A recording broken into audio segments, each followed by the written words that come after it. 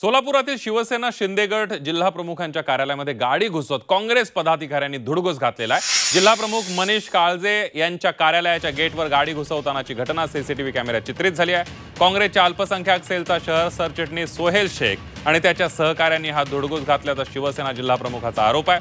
सोलापुरातील 7 रस्ता परिसरात ही घटना घडली आहे। घटनेनंतर परिसरामध्ये तणावाचं वातावरण निर्माण झाले। दरम्यान घटनेनंतर काही वेळातच प्रशासन घटनास्थळी दाखल झालं। पूर्ववैमनस्यातून हा धुडगूस घातल्याची प्राथमिक माहिती समोर येते। आपण ही दृश्य बघतोय, सोलापुरातली दृश्य आहेत। सोलापूरमध्ये शिवसेना शिंदे गटाच्या जिल्हा प्रमुखाच्या कार्यालयामध्ये गाडी घुसवत काँग्रेस पदाधिकाऱ्यांना धुडगूस घातलाय। जिल्हा प्रमुख मनीष काळजे यांच्या कार्यालयाच्या गेटवर गाडी घुसवतानाची सीसीटीव्ही दृश्य कॅमेऱ्यात कैद। शिवसेना भवन सोलापूर येथील आमच्या कार्यालयावरती काही वेळापूर्वी काँग्रेसचे पदाधिकारी सोहेल शेख याने जबरदस्ती आत घुसून गोंधळ घालून दहशत माजवण्याचा प्रयत्न केला।